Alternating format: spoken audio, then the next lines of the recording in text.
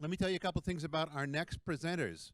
We are fortunate this morning to have Shannon Caskey with us.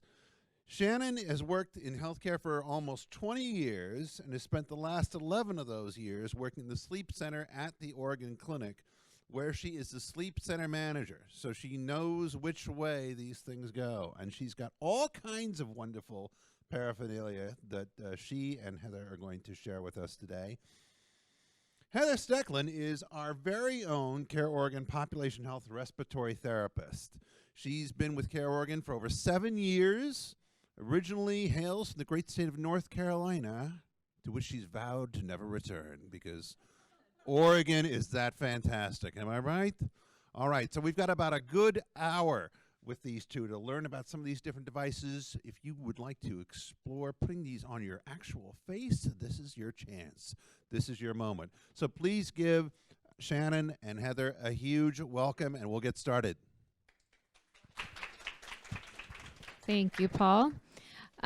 So just briefly, I'm going to talk a little bit about what I plan to cover, and then Heather's going to kind of interject and probably help, being that I'm holding this, help with the masks and the machines. But I want to talk a little bit about what happens once that order gets sent over to the durable medical equipment company for your CPAP machine, for your BiPAP machine, what the patient can expect, what they can expect during that visit, and kind of what I expect of my staff when they're setting patients up with these devices. We have a sleep lab, and we also just started dispensing CPAP and BiPAP machines in our clinic as well.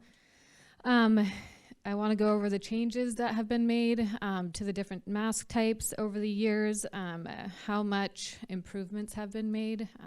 That makes my job easier, my tech's jobs easier, and ultimately easier for the patients. So once the order is submitted to the durable medical equipment company, obviously they process the order, and the first step is obtaining insurance authorization, which all of you guys deal with insurance on a daily basis. It can be extremely frustrating. So that can be the first kind of barrier for the patient getting set up with the machine, is us making sure that all the information that you guys are providing us is actually everything that is going to qualify that patient for that particular machine type. CareOregon is great. They don't require authorization for these. We just make sure that we have all of our ducks in a row, and we go ahead and verify eligibility, and we schedule the appointment. The other thing that's great with CareOregon is they don't require that the patient meet compliance in order to continue using the machine. And I can talk a little bit more about that, and I think Dr. Bowerfind will be addressing that a little bit more in his next talk as well. But once we've processed the order, we've obtained the insurance authorization, we've got that patient scheduled, this is an hour-long appointment and should be an hour-long appointment. I think that some of the complaints that I've gotten from other people in the field, people maybe who have worked at other places doing DME, is that they don't always get that full hour with the patient. A lot of it ends up being paperwork. They're going over the cost of the machine. They're doing a lot of kind of insurance type stuff, talking, spending way too much time basically not talking about the machine and just talking about how much it might cost for the patient, all of that, signing paperwork and whatnot. But my goal for our clinic is that they have that full hour. All of that stuff gets addressed up front. The patients are well aware of their out-of-pocket costs, that type of thing. And the sleep tech, RT, can just address the issue, the mask, and everything else during that hour-long appointment. The other thing I will say is that some DME companies have opted for group setups. So I don't necessarily think that they're the greatest way to get patients set up on their CPAP machines. I know some companies trialed it for a short period of time and have moved back to the individual setups for a variety of reasons. But in our clinic, it's an individual setup for the appointment. Again, hour-long. There are a few different goals that we have for each of those patients for those appointments. Number one is educating. We have the luxury that every order that we take currently is placed by one of our physicians, and all of our providers, nurse practitioners, physician assistants do a really good job educating the patients. But a primary complaint, kind of in the sleep world, is that these patients come in, especially direct referrals, people who maybe haven't seen specialists, and they're not quite understanding of exactly why they're there or how severe their apnea is. A lot of times patients will say that, oh, well, I don't think I have, severe sleep apnea. I only stopped breathing 45 times in the night. And you just have to educate them. Well, your apnea-hypopnea index, AHI, was 45, but that's actually 45 times per hour of sleep. And so once they, understand that portion of it, I think it really can kind of hit home for those patients. So not only are you educating the patient on their sleep study results, we kind of line out what we're going to cover during that, the remaining 50 minutes or so of that appointment. We do a comprehensive mask fitting, especially these folks, while, the HST or home sleep apnea test to the auto CPAP is a great way to get these patients through a little bit quicker. It's lacking a little bit on the education portion.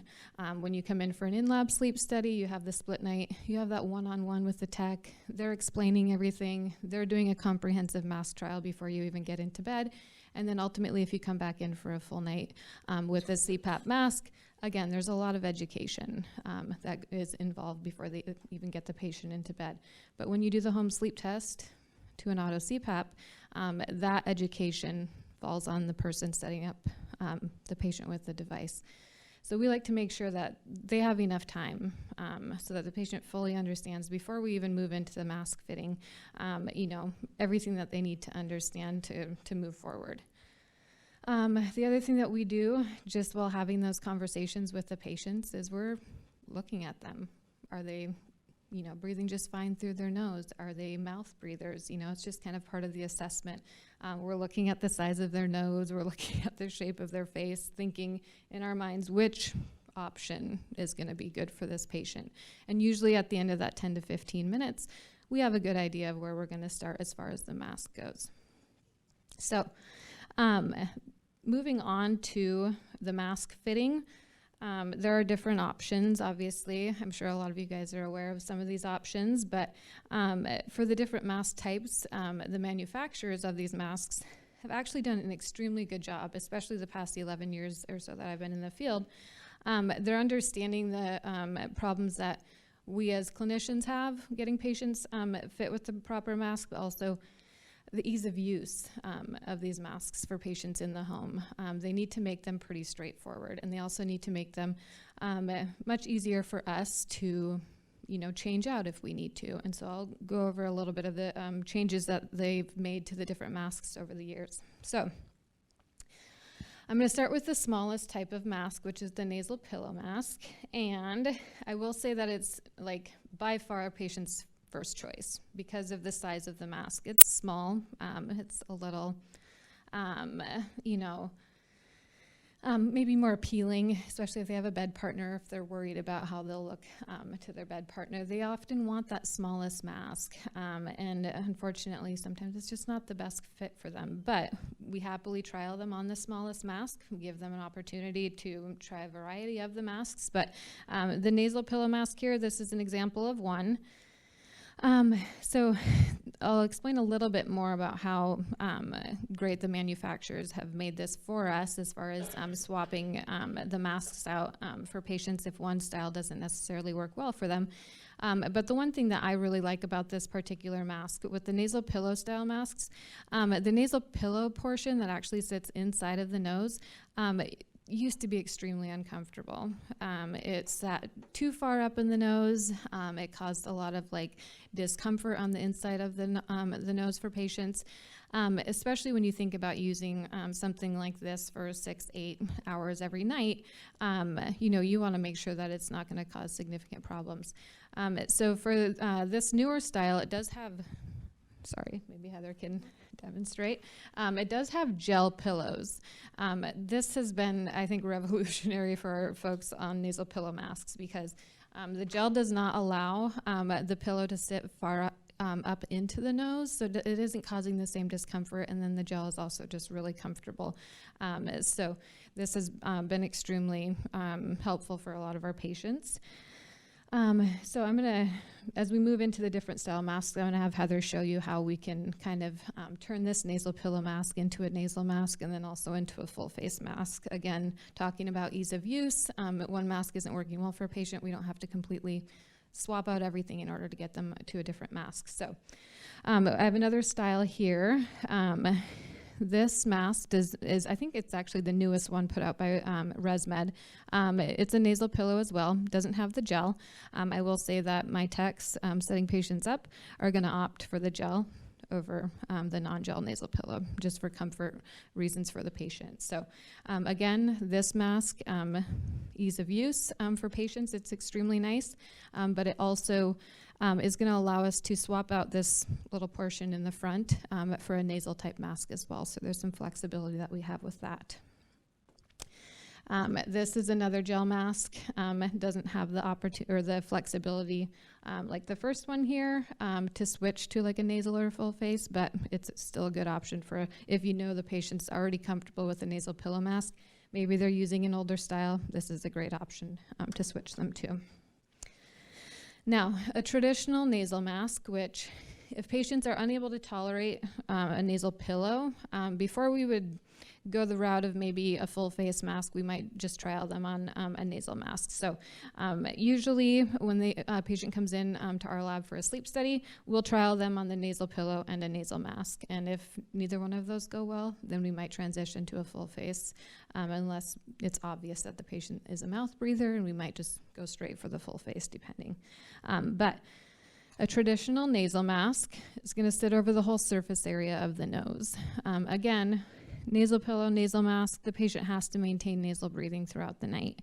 Obviously, if they are opening up their mouth, the air coming in their nose is coming out their mouth, and it's going to wake them up, it's going to dry them out, and the air that needs to be getting into their airway is flowing out of their mouth, so their treatment might not be as effective. But for the nasal mask, it's a great option. A lot of times with these smaller profile masks, and I'm sure you guys have this complaint, there was someone just talking about it earlier, patients pull masks off, especially during that acclimation period to therapy. They pull the mask off during their sleep. So this mask is a great option because the headgear is a bit more secure. It's gonna be more difficult for them to pull it off without really realizing it at night. And so that, if someone's having that problem, this might be our first option to switch them to, is something that's gonna be a little bit more secure. The older nasal style masks used to have like a stability piece on the top of the forehead, so you had something kind of going in between your eyes and in your line of sight. And I think there might only be one mask that we use that still does that. All the other nasal masks are, nothing on the forehead. Well, can you explain kind of the difference between them, and why would somebody not tolerate one to go to the next as you're Yeah. explaining? Absolutely. With the nasal pillow, again, pulling the mask off might not be the best option. Discomfort in the nose might not be the best option. It's also a very direct airflow. When you have a mask on, you have to be able to exhale out against that air through the mask. So when you have a nasal pillow style mask on, those holes are very tiny, and patients sometimes feel like the air pressure is actually higher with a nasal pillow mask because you're having to exhale out against that pressure through those two small holes. Whereas with a nasal mask, and even more so with a full face mask, it's diffused over the surface area of the nose. That chamber over the nose is much larger, and that ability to exhale feels easier for patients. So, and it also can come just based on fit. That mask, that nasal pillow mask, might just be a poor fit, period. The gold standard for the manufacturers when they're developing these masks is that they need to come up with a mask that will fit 90% of their test population. If it doesn't fit 90%, that mask does not get manufactured. So they do their best to Make sure that there's a variety of sizes, like these pillows are interchangeable, and we'll be taking them apart and doing a little bit more demonstration here in a minute. But, ultimately, everyone's face shape is so different. That one particular mask, while it fits 90% of patients, you might have a patient that falls in that remaining 10%, and it's not a good option for them. Traditional nasal mask. I'm going to talk a little bit more about kind of the newer styles that have come out that are still considered a nasal, but really are a cross between a nasal pillow and a nasal. And that's going to be the under the nose mask. So this actually is going to seal. Instead of going into the nostrils like a nasal pillow mask does, this is actually just going to seal off the bottom of the nose.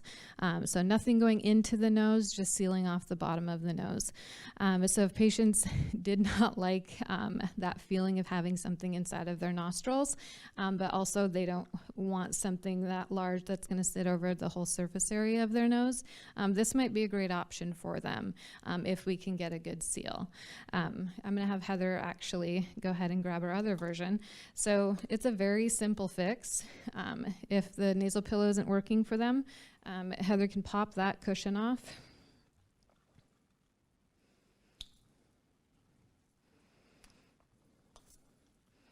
And you can just pull it. Put the other cushion right on. It's the same frame, it's the same headgear, and we've essentially now switched them from a nasal pillow to a nasal mask at a very minimal cost, which is spectacular. This was never an option previously. If say this small nasal pillow didn't work, even if we wanted to switch them to, a medium-sized nasal pillow or a large-sized nasal pillow, sometimes we would have to switch out the whole entire mask to get them to a size medium or to a size large, and that's the same thing with the nasal masks and the full-face masks. Like if you're thinking about just cash, if a patient, what's that? Oh, yeah. So she asked about the cost, the range of costs from, the nasal pillow, nasal to full face. And, the online, like if you're just going to purchase it cash online, there's quite a bit of a difference in cost, not only based on the style of the mask, but based on the manufacturer. Your ResMed and Respironics, they're the leading manufacturers of these masks throughout the country. They are a little bit more expensive because this is a lot of what they do. Whereas there's a manufacturer called Fisher & Paykel, and their masks tend to be a little bit cheaper. So if a patient is paying cash and they do have this out-of-pocket expense, or as you all know with the deductibles as high as they are for some patients nowadays, it's like paying cash, they might opt, or we might even recommend one of the cheaper masks for patients. So online, these can range from, $69, $79 up to, $189, $200 cash pay. So we talked a little bit about the under the nose. This option by ResMed, they have an under the nose mask as well, and that's interchangeable. That cushion portion is interchangeable with their nasal pillow. So again, we wouldn't have to swap out the frame of the mask or the headgear of the mask. All we're doing is switching out the pillow, which is easy for us, easy for the patient. And they already know how to adjust this. So really, it's no different for them outside of the way that it's going to seal in or around the nose. So say your patient's a mouth breather, or maybe they, once they fall asleep, they're just really relaxed and their jaw drops open, which allows that seal to break and the air coming in the nose is coming out the mouth. That can be addressed with a chin strap. That might be the first option that we try for a patient who maybe necessarily isn't a mouth breather, but their jaw just does fall open. So I'm going to have Heather hold these up. There's a few different options that we carry for chin straps. With a chin strap, it's very important that the patient always puts the chin strap on first.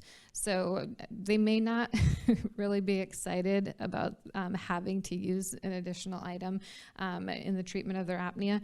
But if they don't want to go to a larger mask, this could be an option for them.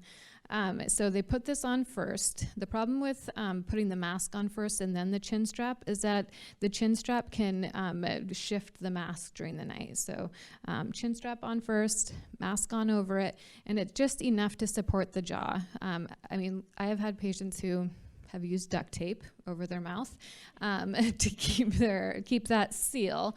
You know, I would recommend a chin strap, definitely not duct tape. But the chin straps do work well for those patients who are just relaxed and their jaw falls open, and that happens more so when they're lying on their back, a little less so on their sides. And so if they can tolerate that in addition to their mask, great. And sometimes it really is just while they're acclimating to therapy. It might, you know, after about 3 to 6 months, if they want to try a few nights without their chin strap, they may have retrained their body to keep their mouth closed. So they may be able to go without it. It just kind of depends on the patient.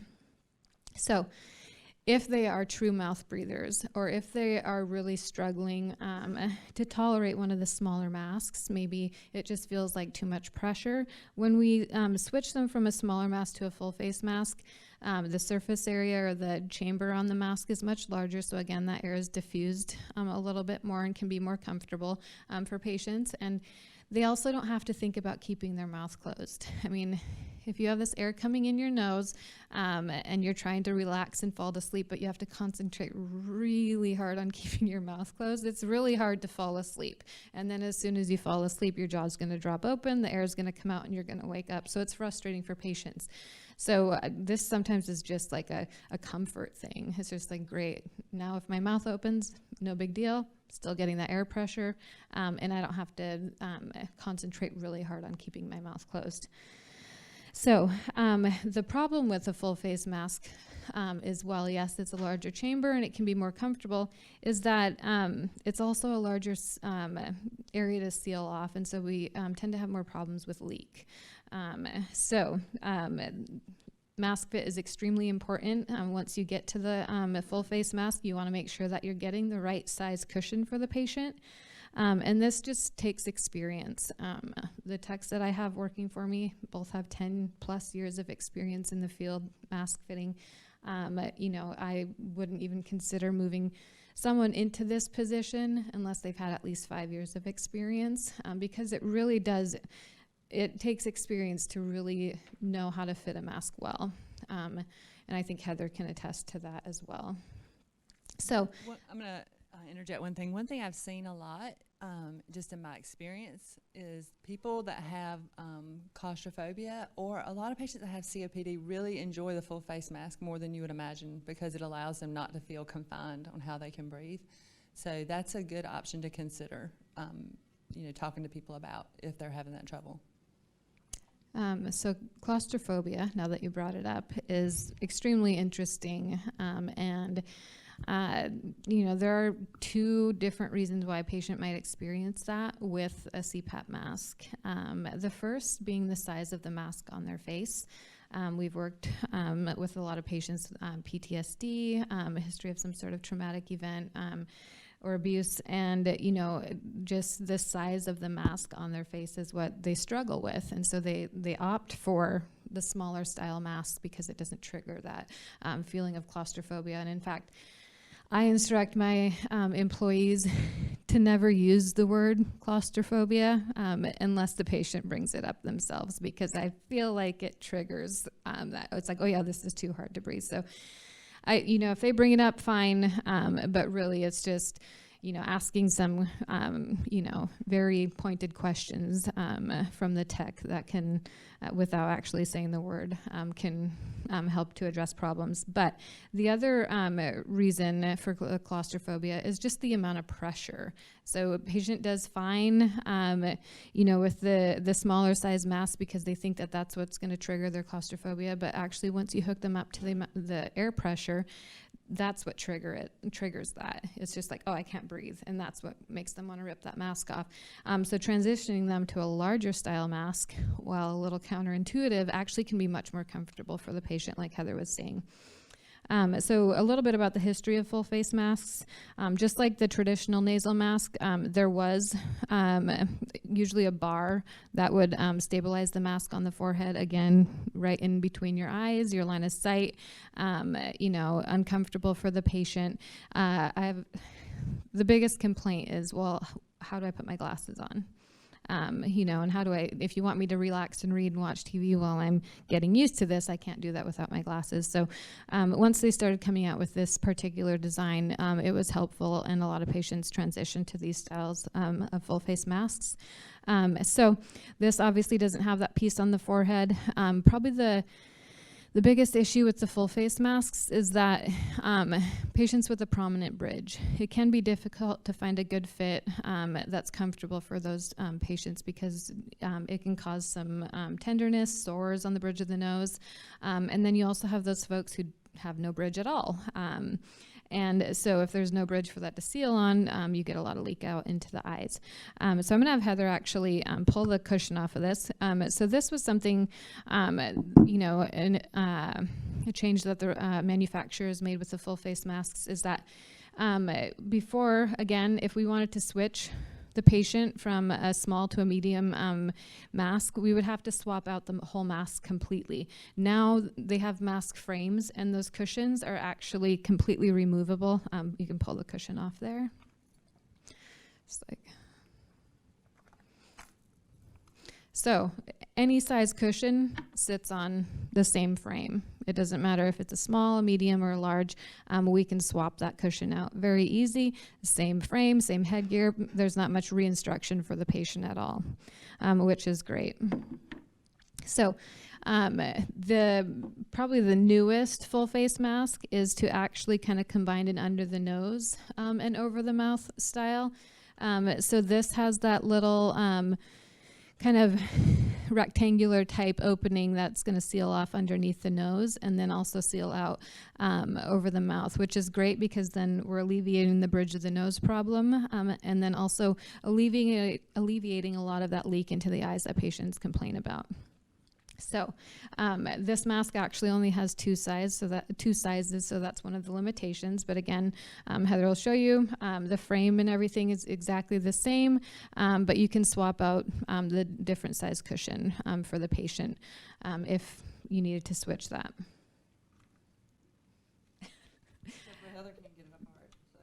So this is a test to see if patients can get it apart. That's another part. Once we do find a good mask fit for patients, we make sure that they can adequately do a return demonstration of the mask. It's not like, okay, you're in the office today, I've got it fit for you, don't touch it. We want to make sure patients feel comfortable with the mask, feel comfortable making adjustments to the mask, and can demonstrate that they can actually get home and put that mask on themselves without any difficulty. So, like I said, you can swap out the cushions. Now, this mask is very similar. Under the nose, you've got that little rectangular area that seals underneath the nose, and then the part that goes over the mouth.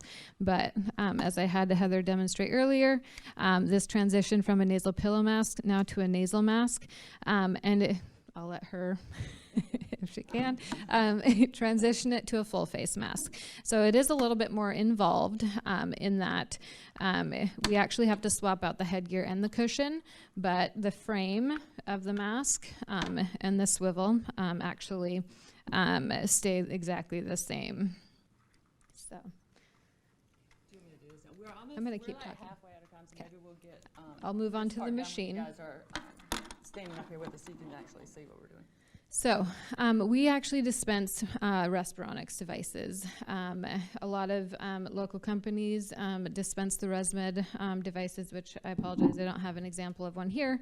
But the reason why I really, wanted to go with the Respironics is, number one, I mean, it looks great. I mean, it's a really nice looking machine, but we can actually remove the humidifier chamber, and I'll have Heather show you how to do that. So the front part of the device is the CPAP or BiPAP, and then the back part of the device is the humidifier. So Patients, a primary complaint is having to take this with them when they travel. If they're a patient who, maybe doesn't utilize high pressures or their pressure settings are fairly on the low side, they might opt to travel with the device by itself and not take the heated humidifier. Your tubing can connect to the back of the machine without the humidifier. But they also all come with this handy dandy little travel case. Everything fits in here nicely, including the mask. And every single time I travel, I see these machines going through security. And you should always encourage your patients to never check the bag. This does not count as a checked item. When you're flying, you should absolutely carry it on anytime you are flying. So I think once you guys get a chance to come up and take a closer look at the machines, it's a little bit easier. But a few features on the device is that, we still have the SD cards, but these devices automatically transmit data over the cellular network. So within an hour after the patient turning the device off in the morning, that data from that night gets transmitted.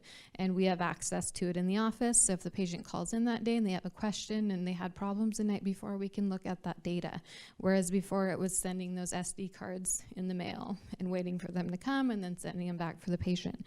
We can also make pressure changes remotely. That can be ready. The machine will be ready to go. That pressure change is all set that very same day. And usually we just walk the patient through it over the phone on how to receive the pressure change. Or the next time the device transmits data, it'll take the pressure change as well. There are a couple of filters in these devices. This filter is a reusable filter. It should get washed monthly and replaced every 6 months.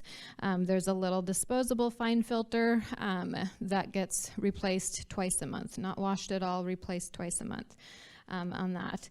And say we had a patient who, lived in the Portland area originally when they got set up with their machine, but now they've moved out to the sticks. Maybe they live out where I live in Yakult, Washington, and they don't have good cellular service. We can actually pull the cellular modem out of the device and install a Wi-Fi modem. So if the patient has Wi-Fi, we can still track that patient and they can link it up to their Wi-Fi. So the advancements and the ease of use for both patients and clinicians and providers have been spectacular with the newer devices.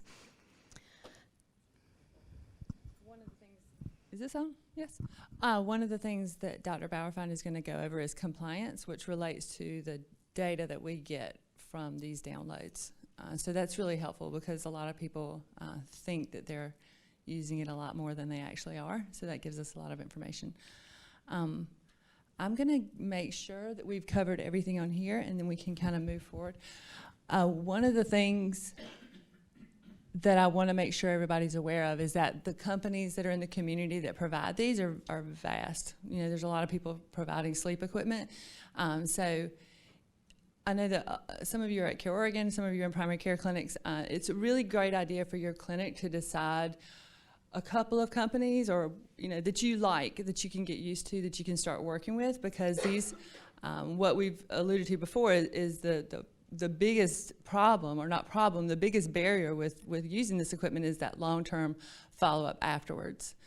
So people get the equipment and then they're just kind of let loose with it. And that first 30 days is so vital. Having a company that's going to closely follow up, call the patient, check in, see if they're using it, that the patient will feel comfortable calling is really important in their compliance. Otherwise, they'll just put it in their closet and you'll hear from it later in about a year when something comes up and they'll say, yeah, I have a CPAP machine in my closet that I've never been able to use.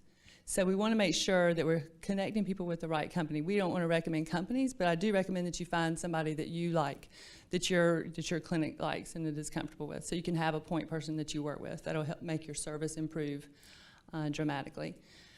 These same companies often provide other equipment that your patient will already have. So you may have a patient that's already on oxygen, have nebulizers. If you can keep things with the same company, if they're happy with their service, that makes the process easier for the member rather than having to deal with several different companies. And yeah, that's it for that. So I think that one thing that we should really mention is how difficult this is for people. I don't think that a lot of us realize what it feels like to have your entire life disrupted by this new diagnosis and this new piece of equipment that you have to carry, and it's not always comfortable. So saying you need to wear your CPAP machine, you need to wear it 4 hours a night is not enough. You know, we really need to dig and figure out what the problem is. Just as an example, I saw a patient that has severe sleep apnea. She has a BiPAP machine at home, and everywhere in her notes, the complaint is that her mask is a problem. You know, we've rescheduled another sleep study for her. She's got all these things, but with a home visit, and I'm not saying that I'm any great investigator, but with a home visit, I was able to kind of tell that the real problem was her anxiety. You know, she was scared to use the mask. When I went into her room, it wasn't even put together. You know, her machine wasn't even put together. All her masks were in a box, and the tubing was there, and the machine was beside her bed, but she hadn't used it in months. And just having that ability to have that conversation and help people see that there's no shame in not using this. Nobody does it well, usually in the beginning, is a really important thing to point out to people. You know, letting people know that working through that process is vital and it's not easy.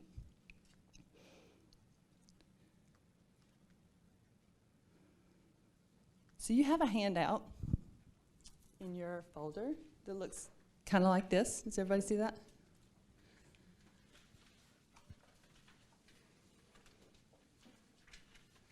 So this is for you to use. I know that a lot of you go in the home. I know a lot of you talk on the phone to members and patients.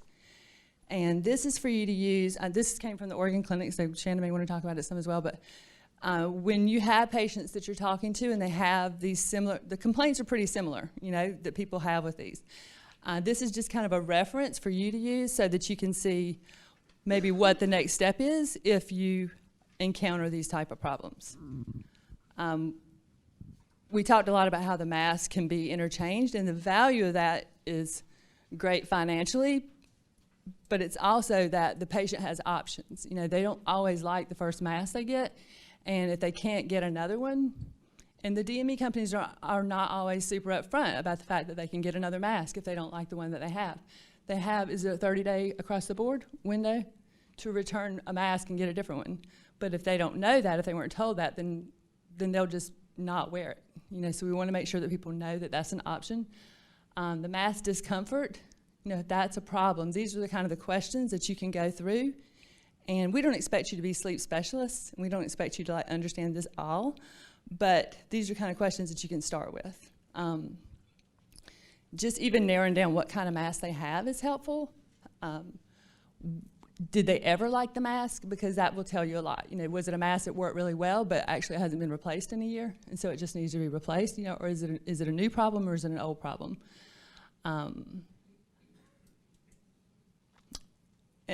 You know, how does it affect their usage? So are they using it every night regardless of whether the mask is comfortable, or are they not able to use it at all? Those are kind of questions you want to ask.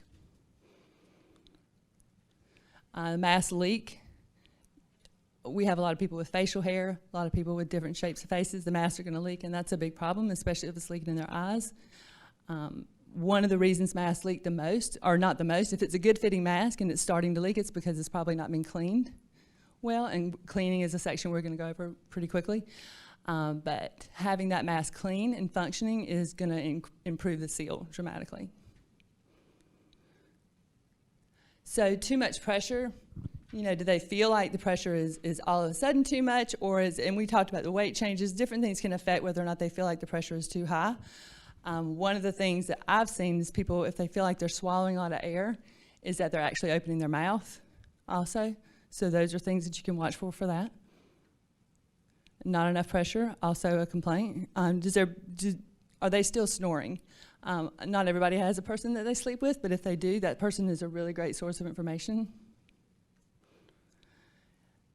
We talked about the humidifier. So there's nasal dryness that comes with this, and I think my experience is the more direct the airflow is, it seems to be the more problem they have with the dryness. So if they have the nasal pillows, sometimes they may have more trouble with sinus. And I don't know, do you recommend these for people who have sinus problems in general? I mean, yeah, I guess it depends on their sinus problems, but I'm always happy to start off with whichever mask the patient feels the most comfortable with, just to get them using it. And when, you know, me telling a patient that you might have this issue versus the patient actually having the issue, you know, they're much more motivated to try a different style mask, as opposed to, you just know that's not going to work for you, try this other one. So we're happy to just start with what the patient's comfortable with, and then kind of address the issues as they come up. Some patients do just great. The heated humidification can help ease some of the congestion that a lot of patients feel. So it could work really well, but you could also run into some problems with that.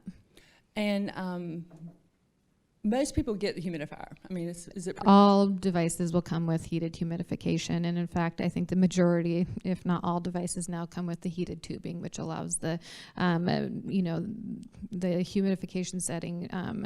You won't lose any of that humidification as it travels through the tube. You'll get it at the mask as well. What do you guys do about rain out? The heated tubing, it pretty much eliminates that. I think just making sure the patient knows that this is the setting that will need to be adjusted, and usually adjusted a little bit throughout the year.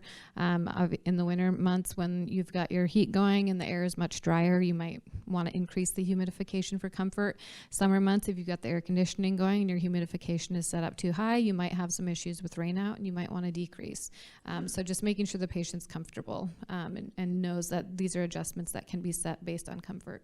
Does everybody know what rain out is? That was my next question. So rain out is just where we start getting water that's collecting in the tube. You know, so some people will say, I actually got water in my face from the humidifier. That's not a completely uncommon complaint.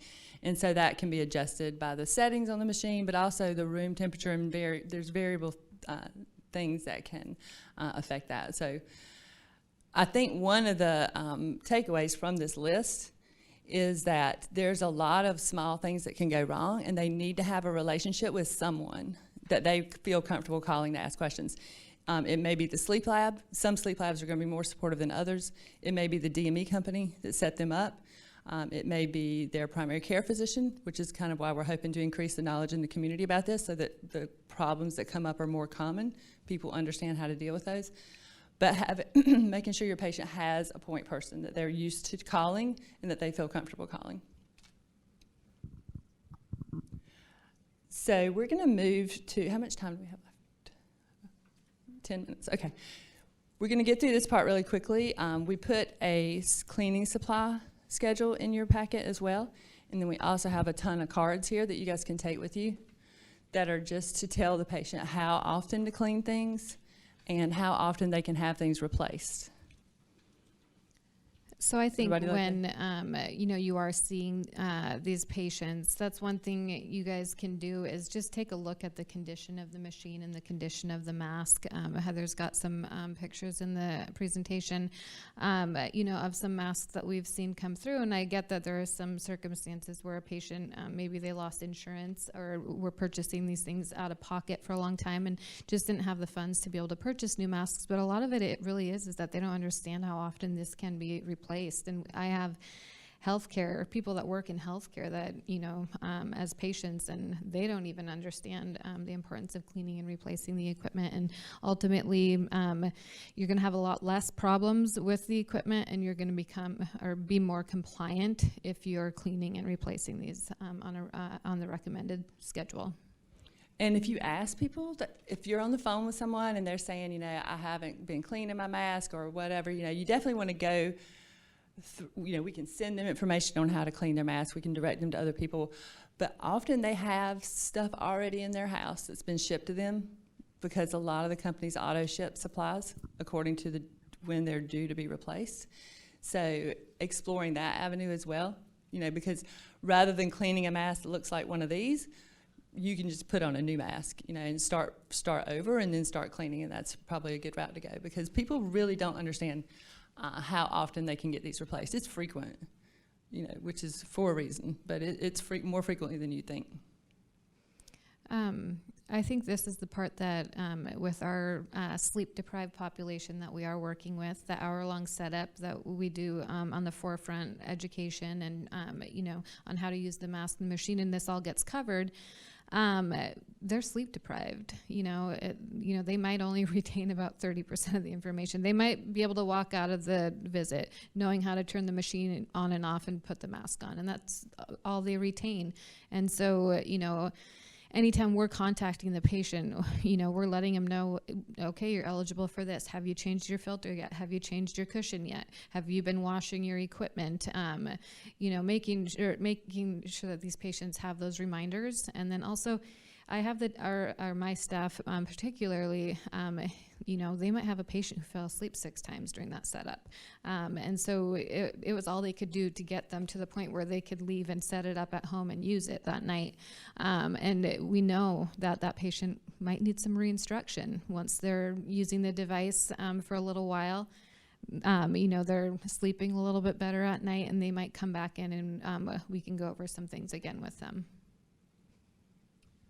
I want to just really quickly, before we move out of this whole section, talk about the humidifier chamber and cleaning. It's a huge problem. People don't clean their humidifiers, and this middle picture is what happens when that doesn't happen.